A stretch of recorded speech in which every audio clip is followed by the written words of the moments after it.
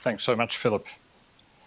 Our second speaker is Dr. Jonathan Brown, who is the Al-Walid bin Talal Chair of Islamic Civilization in the School of Foreign Service here at this university. He's also the director of the Al-Walid bin Talal Center for Muslim Christian Understanding at Georgetown. He's Georgetown almost born and bred. Jack was an undergraduate here and then went on to University of Chicago, where he got his doctorate in Near Eastern languages and civilizations in 2006. His study and research has taken him to, I would say, every country on Donald Trump's list, and then some. He's the author of a number of books, both very technically scholarly books, but also books for a broader audience on the subject of hadith, the sayings of the Prophet. His most recent book, engagingly entitled Misquoting Muhammad, The Challenges and Choices of Interpreting the Prophet's Legacy, which came out in 2014, was named one of the top books on religion for that year by the Independent newspaper. Jack.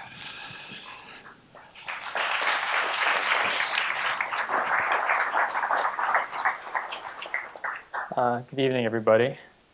I managed to print this out in a really small font, so if I look like I'm really squinting, it's because I'm such a serious person, not because I'm trying to read my own writing. I should start by, first of all, thanking Building Bridges for giving me the honor of speaking here. It's the second time I've done it, and it's kind of like a maybe spiritual Rorschach test or something. When you get asked to write about power, you talked about the power of love, Philip. I'm not sure if I came off so well, but I'll do my best. I should also say I'm Muslim, so there is a Muslim up here. I should make that clear because everyone's always too polite to say this. Third, I'd say that I just want to say I have just feel tremendous deep camaraderie with the people that I've met on this program and from whom I've learned so much. And I mean that really profound and deep camaraderie of other people of faith. Obviously, to repeat what Philip said, it's a challenge to get up and talk about an issue for a tradition, to speak for a tradition. I'll do my best, but obviously I'm making lots of choices that reflect my own view of the world. And this is sort of just my attempt to give kind of a phenomenology of this topic with its good sides, its bad sides, historically and sort of thematically. Okay. Bismillah ar-Rahman ar-Rahim. I remember as a teenager watching the movie Warlock, 1991, on late night cable. Warlock is a terrible movie, but I recall one thing about the plot. There's a warlock, and that warlock is trying to piece together some ancient parchments that reveal the true name of God, which the warlock can then use to undo all of creation. I remember the climactic scene of the film in which the warlock learns the name and screams up to the heavens, "Ye, I know thee." I'm not doing as well as he did. He had a British accent.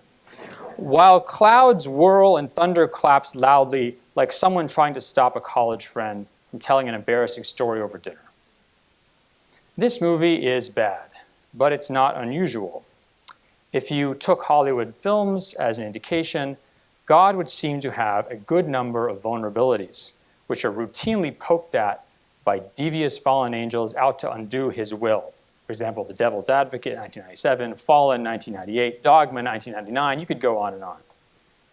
For being the creator and sustainer of the universe, God is often portrayed much like good King Richard in the Robin Hood tales, out of town and about to be undermined. And here, Hollywood is not too innovative. Some, and I emphasize some, Talmudic writings speak of God as if he is in need of human aid to achieve his will. One midrash tells of God having promised to destroy the children of Israel after the episode of the golden calf, but then regretting his vow. Moses tells God that he can help him out of this predicament by means of a legal ruse. Since a rabbi can grant a petitioner a release from a promise, Moses, quote, wrapped himself in his cloak and seated himself like a sage. And the Holy One, God, blessed be he, stood before him like one petitioning for the annulment of a vow. And, of course, in the Hellenic tradition, there is Diomedes glorying in battle before Troy, raging unchecked until he even spears Ares, the god of war himself, in the bowels and sends him howling back to Olympus. David Hume quotes Dion from the poem, quote, "Many ills have the gods inflicted on men, and many ills in return have men inflicted on the gods." I mentioned this sampler of classics and trash to start, the trash being the movies, to start with a point. The deity or deities need not be all-powerful, invincible, or invulnerable. We see that even in the ancient and modern heritage of the Abrahamic tradition, which French Orientalists imagined as having sprung from a desert world in which God's unity and omnipotence were as clear as the enveloping sky over the barren horizon. God is not necessarily in control. God the Father, God the Creator, can be portrayed as vulnerable to attack, to machinations, and to manipulation. But in the Quran, the unmistakable desert horizon comes back into view. The theme of God's power and its ramifications is without a doubt central to the Holy Book and is salient in the Islamic theological tradition. One wonders if the Quran, which criticizes Jews for allegedly saying God's hands are shackled, yadullah maghlula, and vehemently rejects the notion that God could suffer as a human being, whether the Quran sees itself in a large part as a corrective. It brings God's power as capacity, qadr in Arabic, especially to exert one's will and authority, sultan in Arabic, essentially imperium. It brings God's power back into center view. And historically, it gave birth to a worldview in which power was a main idiom of formatting society and framing relations. In the Quran, God's power is the superlative of all superlatives. It is total, absolute, and without exception. Quote, "To him belongs all that is in the heavens and all and in the earth. Surely God, he is the all-sufficient, the all-laudable."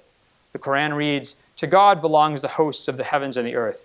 God is almighty, all-wise." And, quote, "Whoever desires glory, the glory altogether belongs to God." The Quran goes, "He is God. There is no God but he. He is the King, the all-holy, the all-peaceable, the all-faithful, the all-preserver, the almighty, the all-compeller, the all-sublime. Glory be to God above all that they associate. He is God, the creator, the maker, the shaper.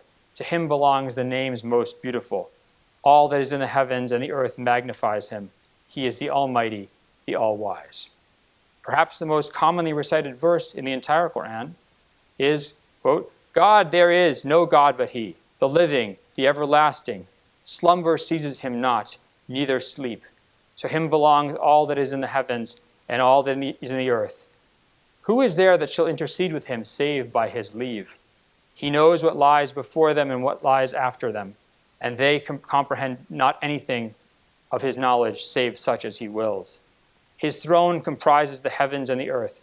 The preserving of them oppresses him not. He is the all-high, the all-glorious." I could go on and on and on. I will go on, since the Quran seems to do so quite on purpose. God is, quote, "never wearied by creation." Quote, "He forgives and punishes whom he wills. Everything prostrates to him, willingly or unwillingly." In the Quran, the metaphors and parables of God's power are awesome. Oceans of ink and forests of pen could not exhaust his words. In the Quran, if the Quran were sent down upon a mountain, the very rock would, quote, "be shattered asunder out of the fear of God." Nothing man can do could hurt God. Even when God lays down what appears to be a theological red line for himself, his own power and his own will yield exceptions. So remember, no one can intercede with God except on his behalf. Or except as God wills, except as God wills. There is no negotiating with God. Abraham's long pleading and bargaining with God over the fate of Sodom in Genesis 18 is crushed into two lines in the Quran. Abraham voices his concern over the impending destruction of righteous folk in the town of Sodom only once.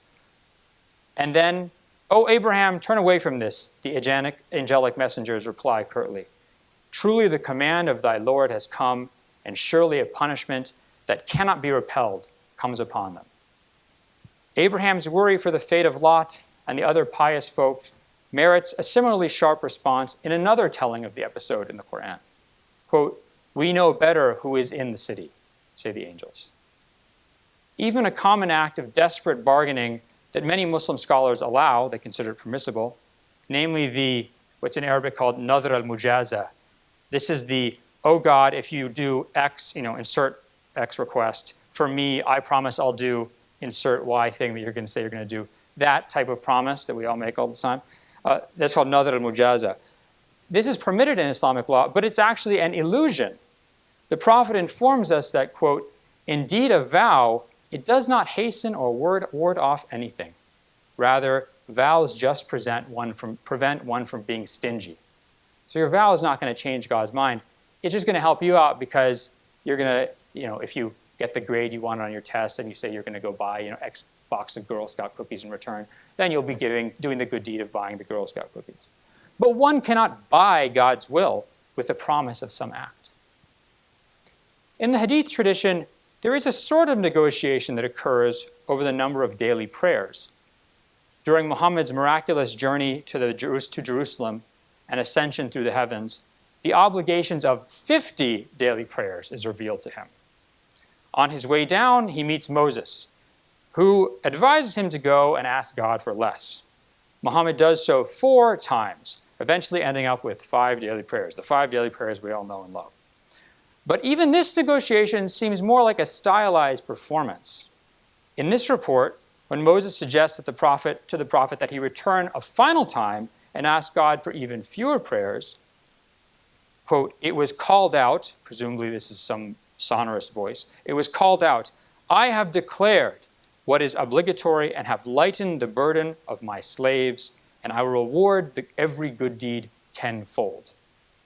So this is no more a real negotiation than a negotiation between a boss who's been listening in on your every private word. Of course, one cannot speak of God's power without at least acknowledging the problem of theodicy.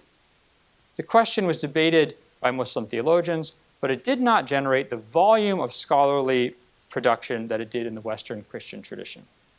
Just anecdotally, in my travels in the Muslim world to these travel ban countries, I never came across an equivalent of Rabbi Harold Kushner's "When Bad Things Happen to Good People" in 1981, which is the #1 best-selling inspirational classic from a nationally known spiritual leader, a source of solace and hope for over 4 million readers, translated in 15 languages. I couldn't find out if it was translated into Arabic. But my guess, it would be interesting to see if it were translated in any languages, sort of Muslim, Islamicate languages. There were 2 schools of thought in the debates over theodicy that emerged in the late 8th century in the Muslim world. The first, upheld by the rationalist Mu'tazilite school, and which is today upheld to a large extent by Imami Shiites. This affirmed that God was constrained by justice and was unable to do evil, shar. He was unable to do evil. Everything he did thus had to be for the best, al-aslah, sort of like Leibniz was arguing. Yet this school of thought was and remains a decidedly minority one. It's as if in Islam, God's overwhelming power simply swamped anxieties over divine justice. The opposing school, that of the Sunni majority, could be called the divine command or nominalist or perhaps just the Job 38 approach. God is not constrained by justice because God is justice. To even ask why bad things happen to good people is to miss the point. As the Quran declares, God is not asked about what he does. People are asked. So beyond citing the above Quranic verse, a prominent 19th century Muslim theologian saw it as sufficient to quote a poem, sufficient for his discussion of theodicy, to quote a poem by a scholar of the 13th century, a scholar who had dreamt this poem after hearing of the destruction of Baghdad by the pagan Mongols in 1258. The poem says, "Leave aside any objection, for the command is not yours, nor is ordaining the movement of the planets. So do not ask God about what he does. Whoever wades into the depths of the oceans will perish." Now, it's not that Sunnis didn't understand the rationalist concern over the issues like theodicy, but they thought that trying to quiet these concerns through speculative arguments was misguided.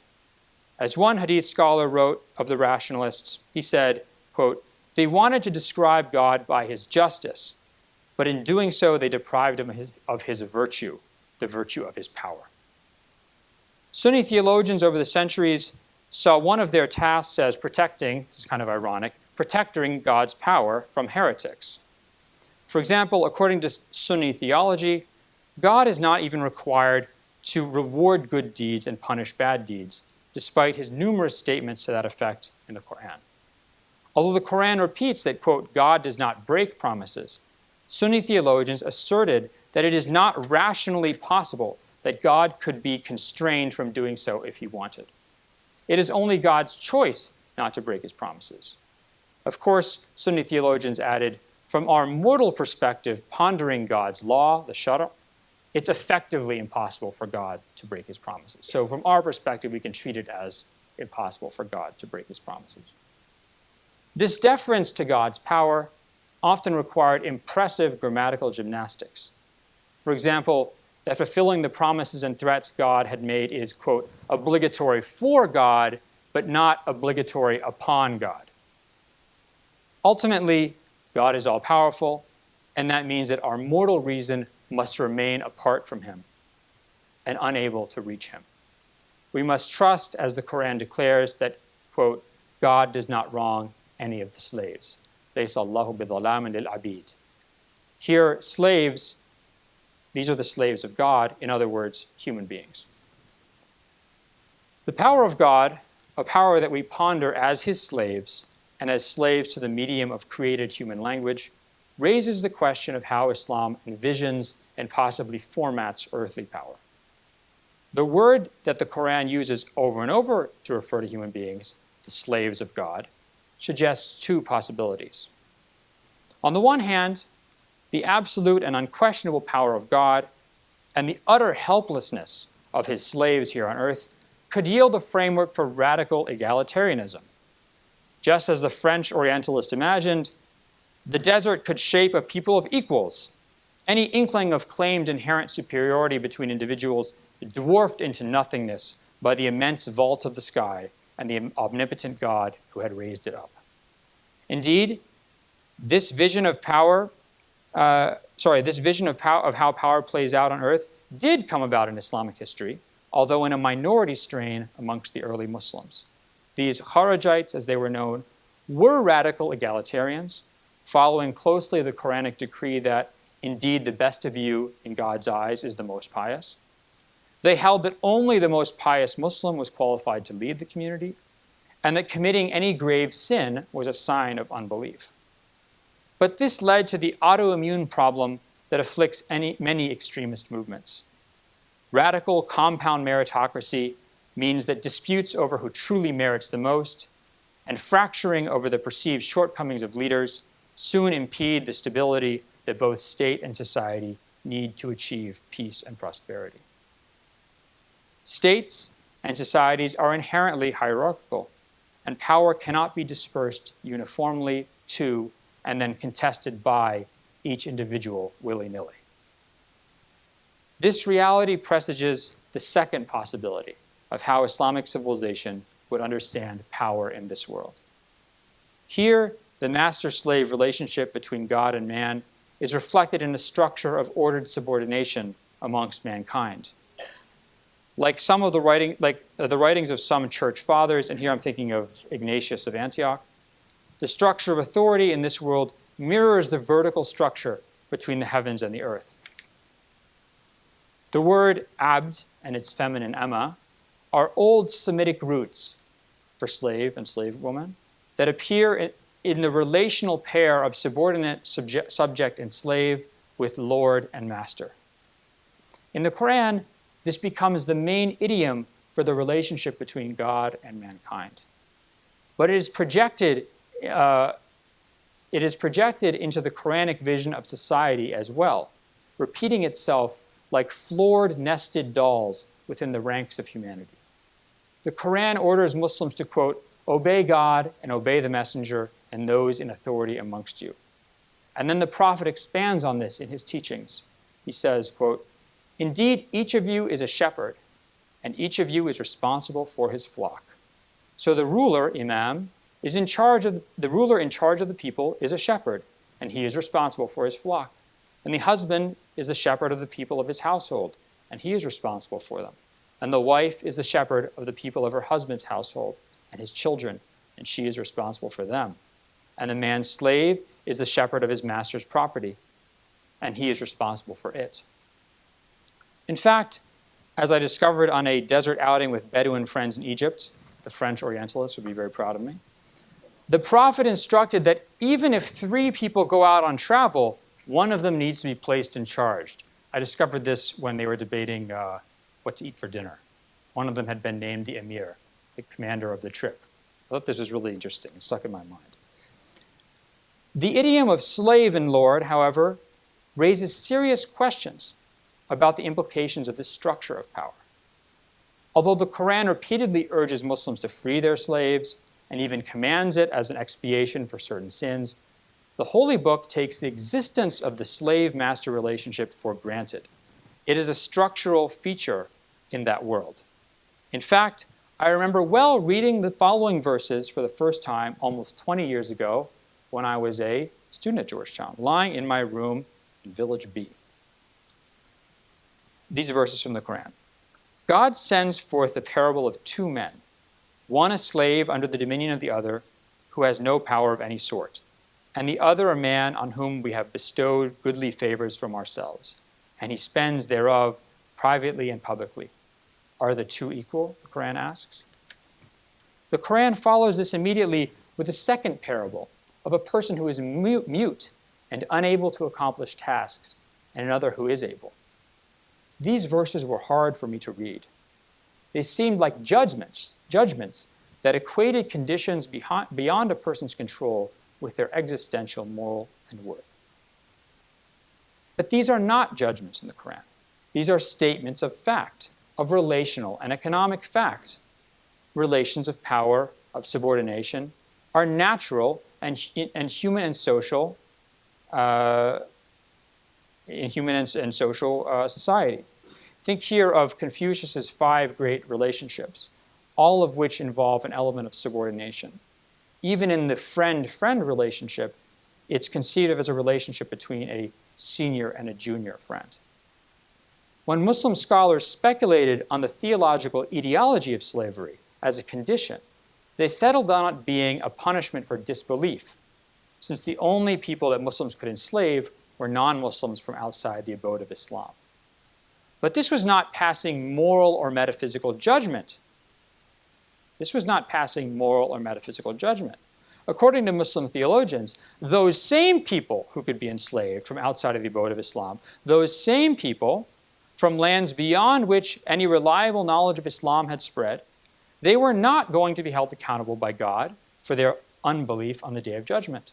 They had done nothing wrong. It's not their fault that they didn't know about Islam. God would pass judgment on them on other terms, on just terms. But they dwelled in a pagan sea, and that was structurally below the abode of Islam, the lands of Muslims. Among Muslims, however, a slave's place in that structure could change dramatically when some element that superseded it intervened. For example, a slave's piety, moral standing, or some other expertise could even result in that slave being placed in a position of power or authority above free people, as the Prophet referred to when he ordered the Muslims to, quote, heed and obey their commanders, quote, even if the one put in charge of you is an Ethiopian slave whose head is dark as a raisin. I would suggest that in the Islamic worldview, there is a hierarchy of power that was not moral or metaphysical, but essentially functional. So men and women are equal before God. They are both created from a single soul, the Quran says. Yet, as the Quran also says, men have a degree above women. But this degree is functional. The Quran says, quote, men are responsible over women. Why? As the Quran says, due to what God has favored some over others and because of what they spend of their wealth. So God has favored, quote, favored men over women, not in any moral or absolute sense, but because he created two different genders with complementary capacities. Interestingly, Muslim jurists generally held that if a Muslim man could not provide for his womenfolk, his responsibility and his authority over them lapsed.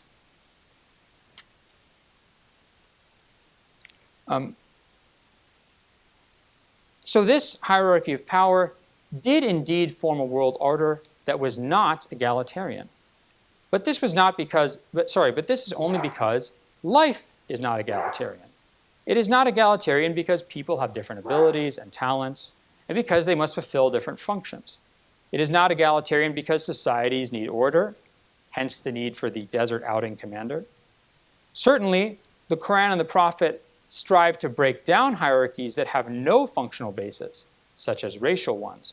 The Prophet declared in his farewell sermon that, quote, the Arab is not superior to the non-Arab, nor the non-Arab to the Arab, nor a red-skinned person to a black-skinned person, nor a black-skinned person to a red-skinned person, except in fear of God. By red here, it means the ruddy complexion. And the Prophet also totally repudiated tribal chauvinism. And finally, life is not egalitarian because, at least from outside the liberal tradition, not all aims and objectives are equal. From the Islamic perspective, human beings have been told repeatedly by countless prophets what they must do to attain felicity in this life and in the next.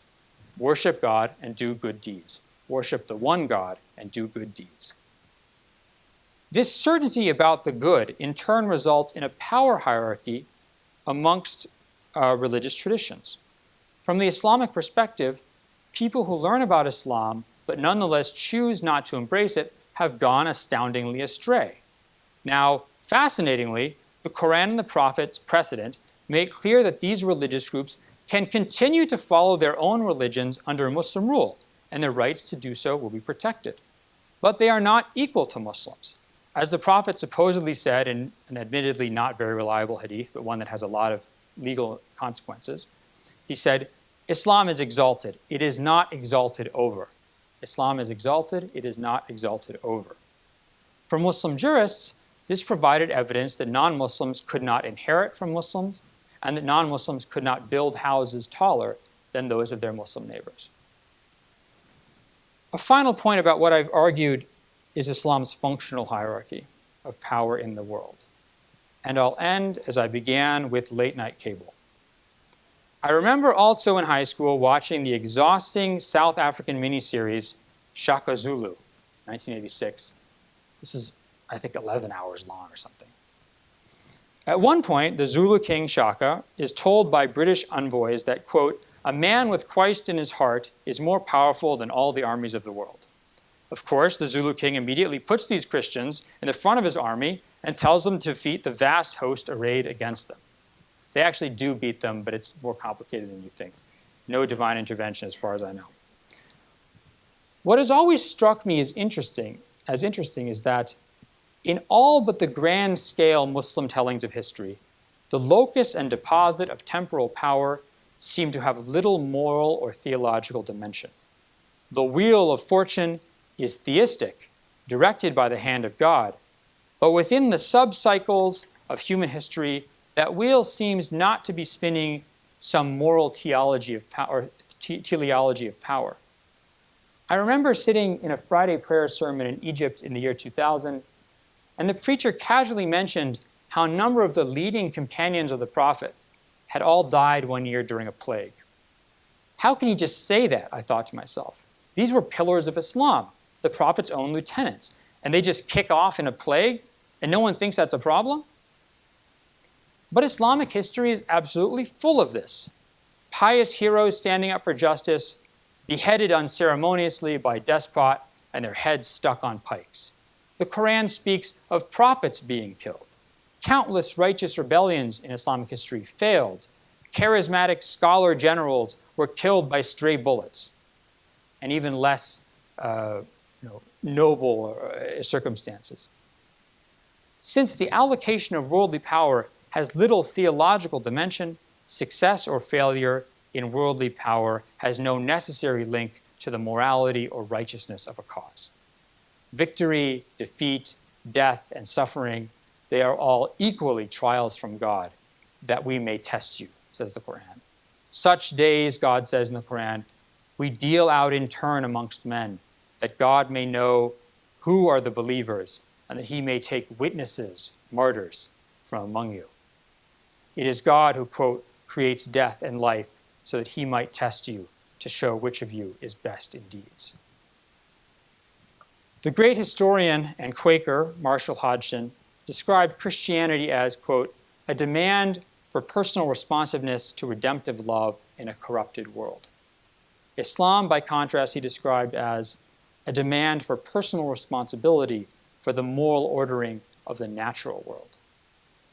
If the world is fundamentally broken, that break revealed most traumatically from the perspective of the uninitiated, the ultimate malfunction of power in the world, namely the execution of the Messiah, then how and when power is allocated and used in this world becomes theologically fraught. But if the world is ordered as God intended it, and it is mankind's duty only to orient themselves toward God as the natural world does, then the allocation of power within the world is free of such drama. The only question is whether Muslims, who are all slaves of God, should accept amongst themselves the intra-human hierarchies of power that are as necessary for peace and prosperity as they are vulnerable to abuse and the dishonor of God's will. Thank you very much. Are we going to do the Q&A like last time? Yes, We both come up? yes, Philip's going to go. Thank you, Jonathan. Thank you, Philip. I'm going to offer you the possibility now to ask questions. I would just say to the participants in the building bridges to just hold back for a moment. We'll have 4 days together, plenty of time to quiz our two speakers, and we'll allow people who are not part of the seminar to have their questions. Yes, Tony.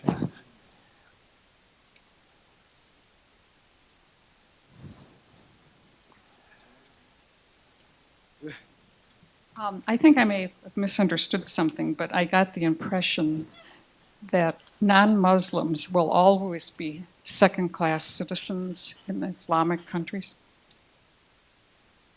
Did I just answer that? Oh yeah, I have a microphone on. Okay. No, that's not what I meant. When you're trying to present the perspective of a tradition, you can, one sense is an idealized kind of theoretical perspective. You could also talk about how this has actually played out in history.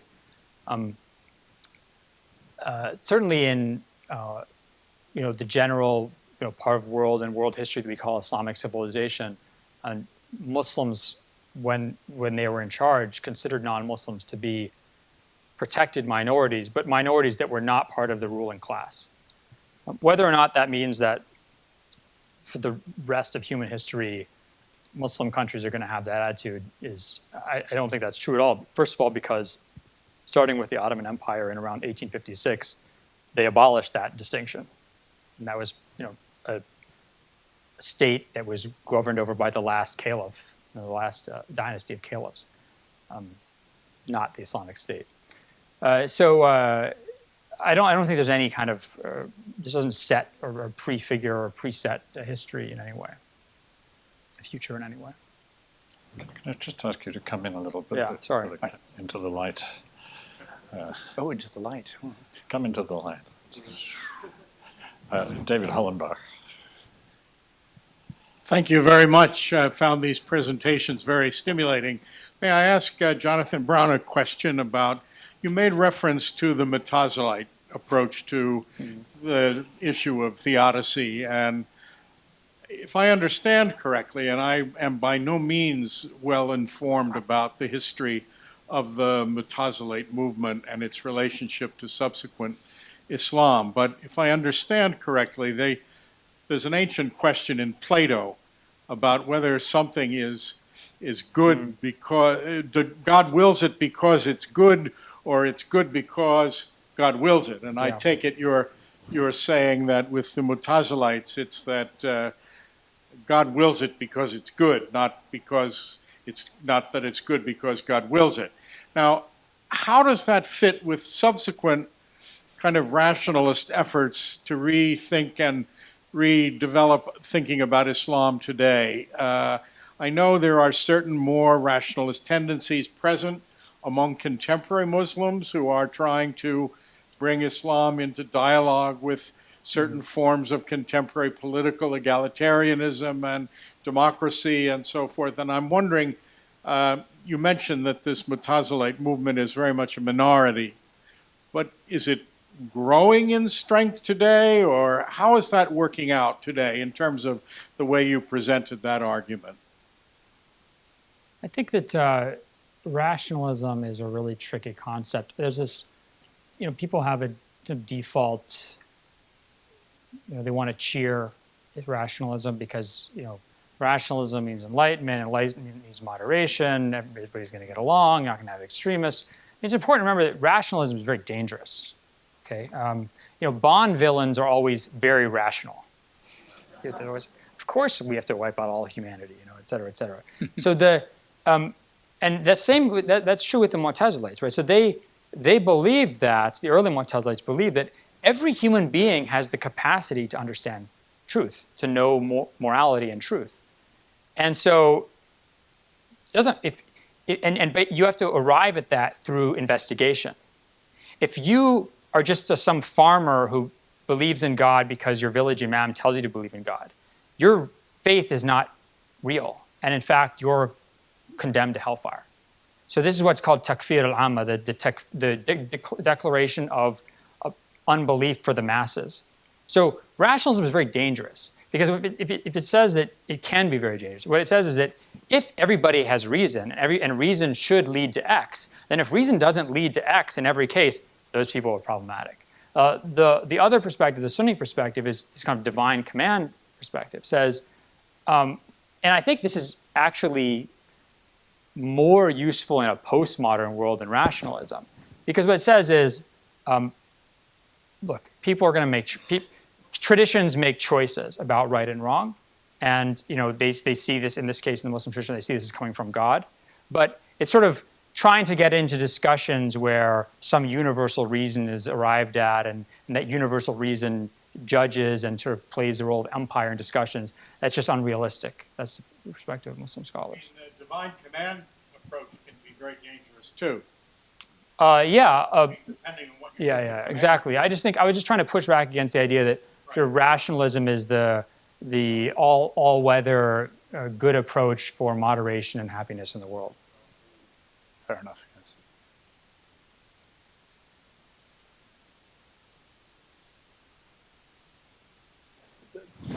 That's right, yes.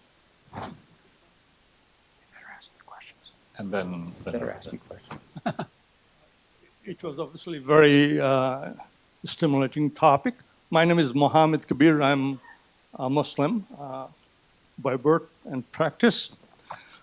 I'd like to just make a point, not to ask any question, and that to bring in Hinduism for a second. One of the famous Hindu saints, his name very recent actually, Sri Ramakrishna. He said that God is one, but there's many paths to get him. And the many paths are many religions. He not only said that, he actually shown it by his life. He was obviously born as a Hindu and a priest. He became a Christian and lived as a Christian, a true Christian, for many years. Then he became a Muslim, And would you believe he ate cow's meat? He became a Buddhist and lived as a Buddhist for many years. So his life, all he wanted to show that it makes no difference. God is one, but there are many paths. Well, we don't know what happens to him in the afterlife. Until we know that, the issue can't be declared resolved. Over here. Hi, my name is Diane. I'm a SCS student. I'm a Christian. I'm from Indonesia. So my question is to you, Jonathan. So recently I don't know if you follow this, but there's a recent governorial election where the first from Al-Maida were used, which is in general saying that the Muslim should not be led by non-Muslim. So I just want to know what you think about it, because that was used to because one of the candidate was a Hawk. Christian. Yeah. Yeah, I mean, I don't think the verses say, it says that Muslims shouldn't take non-Muslims as their awliya. Awliya means two things. Either means you're like superiors or you're inferiors. It means, in this case, protectors. They shouldn't take them as protectors as opposed to Muslims. So this is talking about in the context of Medina, the city the Prophet was the ruler of. There's some Muslims who are basically trying to go and become the clients of or the allies of non-Muslims who are opposed to the Prophet and opposed to Islam. So the Quran is criticizing that. This is badly translated sometimes as friends, because in Arabic today, awliya means friends, but it doesn't mean friends. It means someone who has either power over you or you have power over them.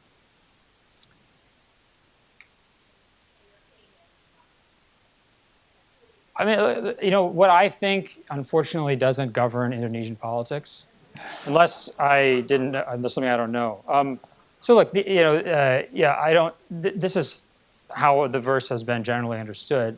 But of course, when you have communal tensions or disputes over power and resources or over identity and authenticity and things like that, then a lot of tribal chauvinism comes out, and people will use whatever religious justification they can to back that up. Yes, yeah. There's a person at the back. Sorry to intervene, but there's been a person at the back struggling to ask a question. Marjorie Mandelstam-Balzer, Georgetown. I have a question to Jonathan that follows up on this conversation. It's your fault because you study a religion that's more controversial. Sorry, I actually was thinking there might be a comparable way of answering this from a Christian perspective, but I was hoping you could elaborate a little bit more on the Prophet repudiating tribal chauvinism, and it just seems to lead well from the last question. I mean, so first of all, this was the biggest reality in kind of life in the Arabian Peninsula, in northern Arabia. The Prophet's time was, your tribe, your family, and your clan and your tribe were everything. They gave you protection. They gave you identity, everything. So, of course, Islam, the Muslim movement in Islam creates a new identity based around the worship of God and following Muhammad as a prophet. But sometimes these old chauvinisms would resurface and people would get in fights. And one time there's a dispute when Muslims are out on campaign, and the Prophet comes and tells them, "Hada muntin." Muntin means this is filth. This is filth from the time of ignorance. And he just has doesn't accept it at all. Yes. Yeah, and my question is that is there a Vincent. Is there a standard belief in the Muslim religion which is generally accepted across the board, or is it open for interpretation based on geography or as time passes by? This is a Georgetown alum, by the way. We were the same class. Vincent Wolfington. So this is, you've hit on a big issue. And you can imagine this is not just an issue for Muslims and Islam, right? Which is who controls interpretive authority and tradition in the community. The issue in the Muslim world is more complicated or different than in, let's say, the Christian tradition, because you don't have a clergy, you don't have a church, you don't have sort of infrastructure of authority and a formal hierarchy, at least not in the Sunni tradition. In the modern Shiite tradition, there's more of a hierarchy, but it's still, in effect, scholars gain authority by earning the respect of other scholars and earning the admiration and following of the masses. And that creates a weird dynamic where scholars are supposed to lead the masses in how they understand their religion, but if a scholar goes too far beyond what his or her followers are going to accept, he'll lose or she'll lose that following. So they're also, in a way, reined in or constrained by the masses. And one of the big debates that happens today, let's say amongst Muslims in the United States, you can see it almost every day, there'll be some article about it, is debates over things like women-led prayer, homosexuality, other LGBTQ issues, where positions that were never questioned in the past, let's say about the impermissibility of certain sexual relationships, those are, some Muslims today are saying, no, these things should be allowed. And then the big debate is about who has the authority to make these determinations. And there is no easy answer. No.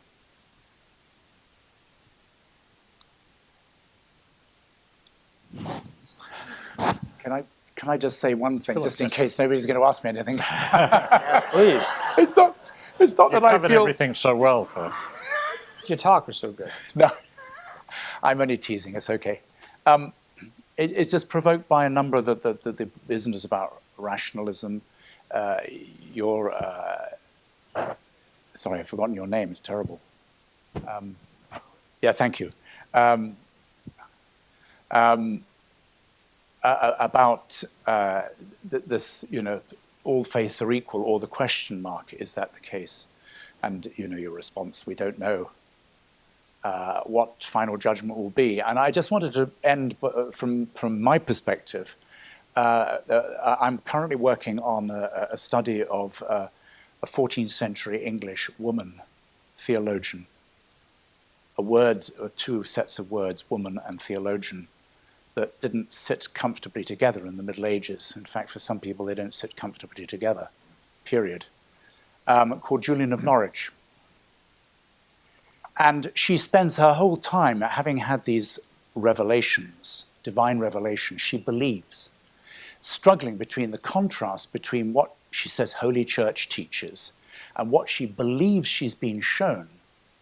Because she's been shown the crack of a door into how God sees reality, only, obviously, necessarily, only a crack of the door. And these things don't quite fit. Holy Church says this. Holy Church says there are insiders and outsiders. Some people are saved, some people are damned. But I'm picking up this message of, yes, but you don't fully understand, and you can't because you're not God.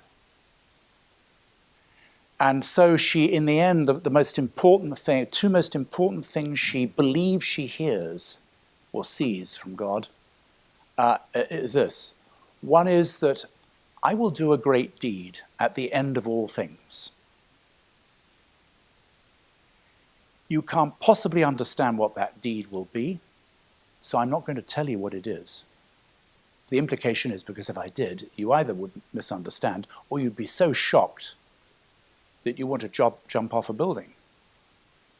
Because what will happen at the end of time, this great deed, will make all things well. All manner of things shall be well. And the second thing she believes she is, you want to know what my meaning is? This is God speaking. My meaning is love. That's all. Period. And she's left with this struggle between religion as judgmental sometimes and her perception that God doesn't necessarily quite operate in that way. And she's left with this agnostic end in which, God, you just have to trust me. That's all. But whatever I do will be well. good in itself and bring everything to goodness. It's profound. John Langan. Thank you. I'd be interested in hearing you both talk about questions of protection from the abuse of power. This is, of course, a central concern in the liberal tradition, and it, I think, is at the focus of a great deal of, in particular, Western mistrust of Islam.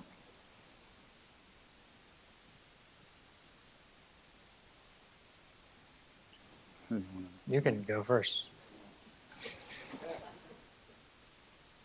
Well, let's put it this way. As a Christian, I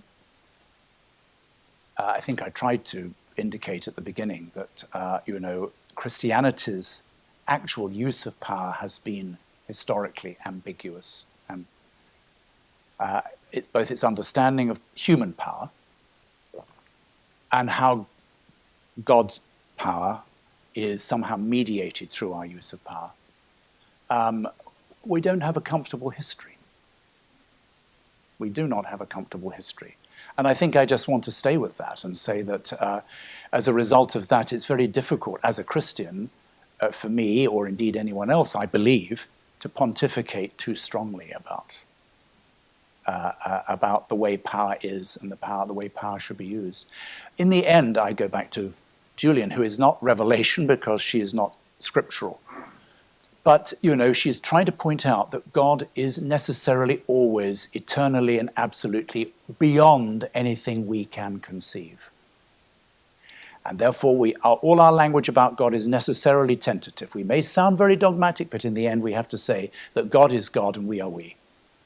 And that we don't control God, we don't fully see God, we don't fully understand God, which is why God, in her mind, says, I will do a great deed that you can't understand. Just trust me. I take it that's an answer that repentance is more important than restraint. A lot of the concern in our kind of political culture is with the restraint of power rather than with repentance after it's been misused. Well, I hope both would apply. I would answer, I would say, first of all, I really hate the whole whose civilization has more blood on its hands thing. But let's just put it this way. Anybody who has a view of the other is making choices. And if you read Ann Norton's book on the Muslim question or Joseph Massad's book, Islam and Liberalism, what they show really, I think, convincingly is that Islam has always been the other for the West. And since the very beginning of Islam, and certainly since the very beginning of Western consciousness as a civilization, Islam has been the thing you mistrust, the thing you look down on, the thing that's other, the thing that's different, for the purposes of showing what you are to yourself. Right? I would say that, first of all, when we talk about mistrust of Islam, I think that's not a valuation of fact, it's a statement of identity formation. The second thing I would say is that, this idea of restraining power, right? So how do you restrain power? I mean, you can't restrain power unless you have power, because otherwise, something that's not powerful can't restrain power.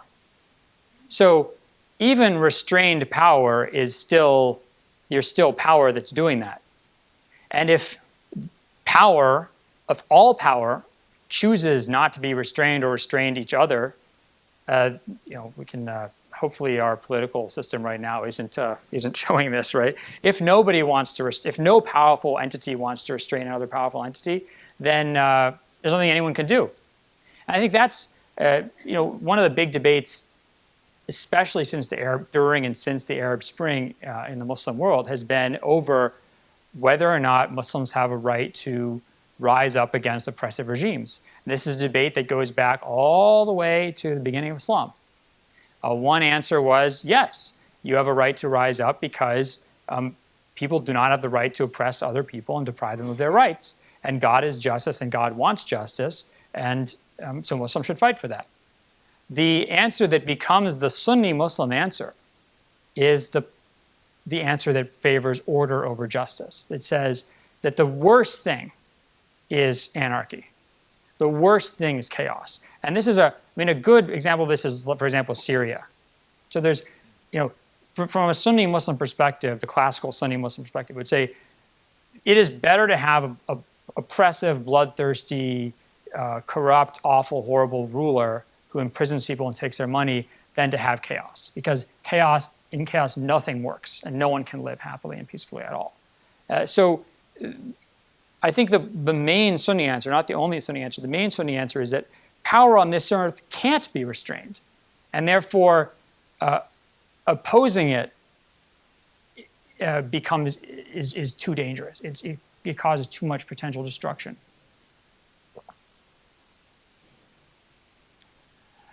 I think probably I should call a halt here because there is a reception waiting for us, and there are other opportunities to speak out there, and it's also so cold in here. Seeing Richard Brown sitting here reminds me to point to the table of the books from the Building Bridges seminars, which are published each year. Lucinda Moshe at the moment is seeing to the publication. David Marshall has it in the past, and Georgetown University Press publishes these books, which are valuable resources for people. Many of them are available also as downloads on the Berkley Center website. So lots of resources for people who want to do the kind of study that we do together. So thank you to our two speakers. Thank you to the audience for coming.